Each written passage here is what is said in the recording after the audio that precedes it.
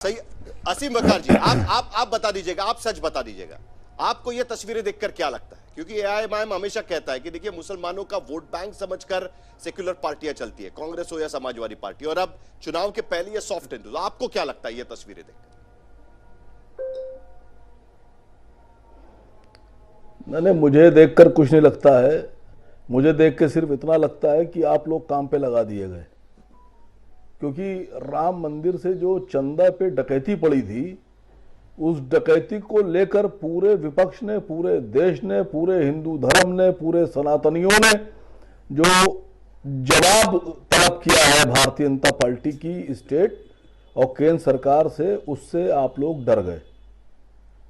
और अब उसको कैसे खत्म किया जाए, कैसे लोगों की भावनाओं को बदला जाए, तो वक्फ बोर्ड ले आओ, बाकी और मुद्दे ले आओ।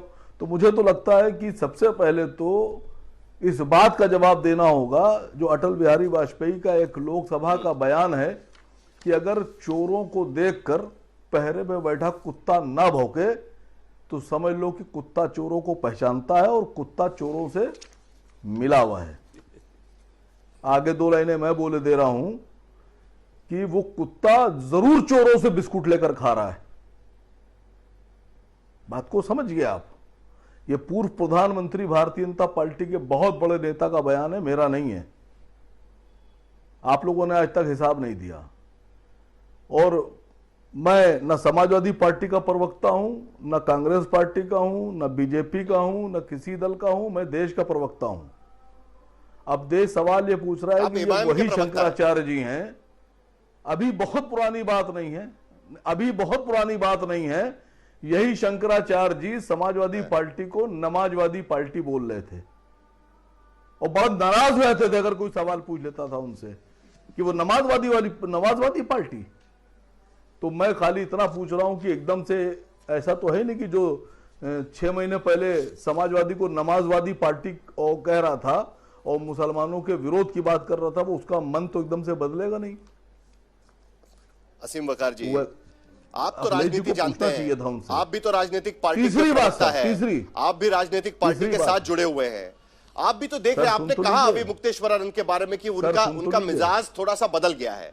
उसी तरीके से अखिलेश यादव भी उन पर लाठीचार्ज किया करते थे जब मुख्यमंत्री थे, उनका भी मिजाज बदल गया है और इसीलिए भारतीय जनता पार्टी को भी मौका मिल गया। सुधांशु जी को सुना कि नहीं आपने? तो सुन लीजिए सर, मेरी बात तो सुन लीजिए। बात समाजवादी पार्टी और अखिलेश यादव जी की नहीं हो रही है, बात हो रही है उसूलों की।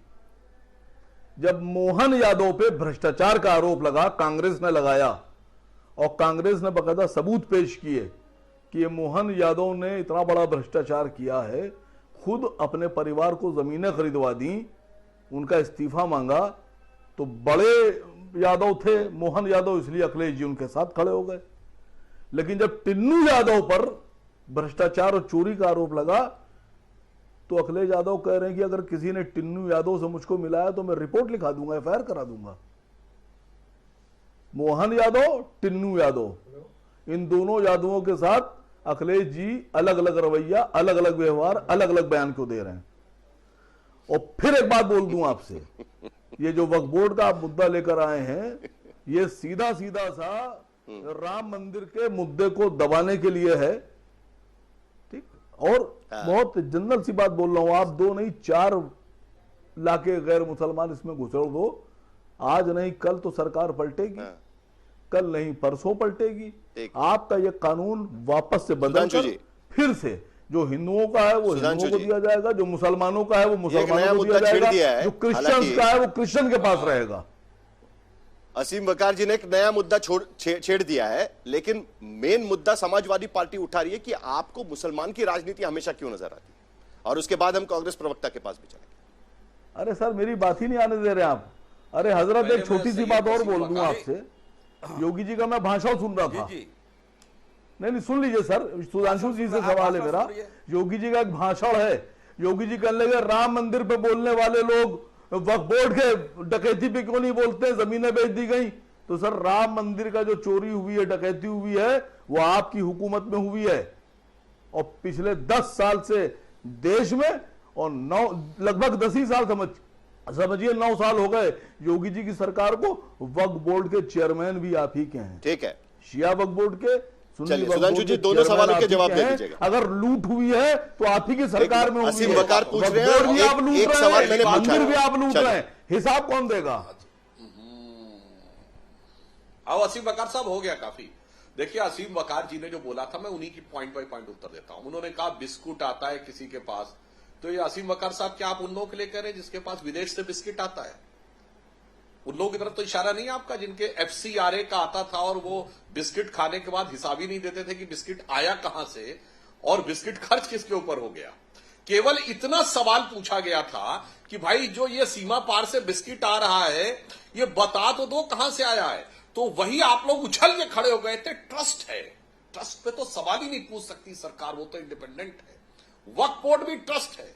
और क्या गजब का आप लोगों ने पावर दे रखी थी कि अगर वो एक कह दे कि जमीन हमारी है तो जमीन का कागजात दिखाना नहीं है, वक्फ बाय यूजर मैंने कह दिया ये हमारी सल्तनत है तो हो गई।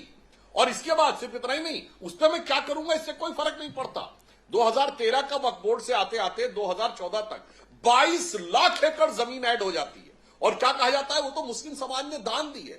यानी जो समाज 22 लाख एकड़ जमीन दान दे सकता है वो कहता है कि साहब हमारी स्थिति तो बतौर सच्चर कमीशन SC/ST के बराबर है। ये सब जो आप लोगों ने मुगालते पालकर लोगों को झांसा देने का प्रयास किया था वो पूरी तरीके से अब एक्सपोज होकर सामने आ रहा है। अब दूसरी बात, मैं भी एक नया एंगल बताना चाहता हूं। देखिए इनके मुंह से लास्ट में क्या निकला, चाहे सुन्नी वक्फ बोर्ड हो या शिया वक्फ बोर्ड हो, और राम मंदिर में भी पैरोकार सुन्नी सेंट्रल वक्फ बोर्ड था। मैं एक बात साहिल जी हमेशा कहता था कि ये भारत 2014 से पहले संवैधानिक दृष्टि से आंशिक मुस्लिम राष्ट्र था और आंशिक मुस्लिम राष्ट्र के इंपैक्ट आज भी भारत के इंटेलेक्चुअल सिस्टम में है। यहां सुन्नी वक्फ बोर्ड और शिया वक्फ बोर्ड अलग है, मगर किसी चुनाव में मीडिया की तरफ से नहीं दिखाया जाता। जब हिंदू समाज का वर्णन आता, इतने ब्राह्मण, इतने ठाकुर, इतने बनिए, इतने जाट, इतने गुज्जर, इतने यादव, इतने पासी, इतने सोनकर, इतने और इतने मुसलमान, कोई नहीं दिखाता। इतने शिया, इतने सुन्नी, इतने सैयद, इतने शेख, इतने हलालखोर, इतने गद्दी, जो उठ रहा है मीडिया पर ही सवाल उठा रहा है, समाजवादी पार्टी, MIM, आप भी उसी में शामिल हो गए। यानी अब देखिए मैं एक लाइन और कह दूं, हमारे यहां कोई ट्रस्ट अलग अलग नहीं है। कोई नहीं कह सकता कि साहब ये ब्राह्मणों का ट्रस्ट है, ये यादवों का ट्रस्ट है, ये सोनकरों का ट्रस्ट है, ये शैवों का अलग है और वैष्णवों का अलग है और शाक्यों का अलग है और एक दूसरे के खिलाफ फतवे हैं। मगर साहब देखिए कैसा भाईचारा है कि जमीन पे भरोसा नहीं है, तब शिया सुन्नी को एक दूसरे भरोसा नहीं जमीन पे, मगर हमास और हिजबुल्लाह के खिलाफ लड़ना होगा तो सुन्नी भी छाती पीटेगा आके, भले ही हिजबुल्लाह शिया है तो क्या हुआ, हम छाती पीटेंगे क्योंकि बीजेपी या भारत सरकार की खिलाफत करनी है, कि भारत सरकार से उसका कोई लेना देना नहीं है। मगर जब जमीन के मामला आएगा तो शिया को सुन्नी भाई नजर नहीं आएगा, सुन्नी को शिया भाई नजर नहीं आएगा। नहीं, जरा वो मुस्लिम राजनीति पर भी बोल दीजिए ना सुधांशु जी। वही असली सवाल तो वही था जो MH खान वहां पर उठा रहे थे कि अब हर बार हर चुनाव के समय पहले आपको मुसलमान नजर आते हैं विपक्ष के भीतर। इसका भी जवाब दे दीजिएगा, उसके बाद अभय दुबे जी के पास चलूंगा जरा। नहीं, हम बिल्कुल साफ साफ बताना चाहते हैं, किसी भी चुनाव के समय हमको विपक्ष में मुसलमान नजर नहीं आते। अभी उदाहरण देना चाहता हूं, 4 मई 2024 से पहले मुर्शिदाबाद में बाबरी मस्जिद बन रही थी कि नहीं, और अखिलेश यादव जी खुल के जाके उनके लिए प्रचार किए थे। और बाबरी मस्जिद का कनेक्शन अयोध्या से बताया जा रहा था, पूछा जा रहा था भाई अयोध्या में बाबरी मस्जिद थी, मुर्शिदाबाद में क्यों? तो जवाब दिया जा रहा था अयोध्या में हम मेजॉरिटी में नहीं है, हम यहां मेजॉरिटी में है। अब आइए चुनाव में ही मैं जवाब देना चाहता हूं। जुबली हिल का चुनाव हैदराबाद, किसने बोला? कांग्रेस मतलब मुसलमान, मुसलमान मतलब कांग्रेस, कांग्रेस की ताकत मुसलमान, मुसलमान की ताकत कांग्रेस। रेवंत रेड्डी कांग्रेस के मुख्यमंत्री। 2023 का चुनाव मध्य प्रदेश, यहां अभय दुबे जी बैठे हैं, कमलनाथ जी का वो वीडियो जिसमें वो कह रहे हैं मुसलमानों का 100% वोट चाहिए, 100%, 1% भी कम नहीं होना चाहिए। 2023 मध्य प्रदेश का बुरहानपुर चुनाव, हमास के पक्ष में नारे रखते हुए वीडियो। लेकिन अब आइए सुधांशु जी, अभी का केरल का चुनाव, एक लिस्ट तो मेरे पास भी है, जो आज इनके मुख्य, एक लिस्ट तो मेरे पास भी है सुधांशु जी। हाँ बताइए आप। ठीक है, लेकिन एक लिस्ट मेरे पास भी है ना। देखिए वेस्ट बंगाल 2026 का चुनाव, क्या कहा था सुकांत मजुमदार ने कि ये नेसेसरी है कि हमको कम्युनल होना चाहिए, क्योंकि कम्युनल होंगे तभी हम रिलीजियस प्रोटेक्शन कर पाएंगे हमारा। सुकांत मुजुमदार जो केंद्रीय मंत्री है, उनका यह बयान है। बिहार चुनाव 2025 बीजेपी के ऑफिशियल हैंडल से ट्वीट किया गया था, जिसके बारे में राष्ट्रीय जनता दल और कांग्रेस पार्टी को कहा था कि मुस्लिम लेबल्ड एज इन्फ्लिटेटर्स उनको सपोर्ट कर रहे हैं, ये उनके बारे में कहा गया था। हेमंत बिश्व शर्मा बिहार के इलेक्शन में एक बार फिर वही कह रहे थे, राम मंदिर का मुद्दा और उसके साथ साथ मुस्लिम घुसपैठियों का मुद्दा। झारखंड के चुनाव में हेमंत बिश्व शर्मा एक बार फिर वही सवाल उठा रहे थे।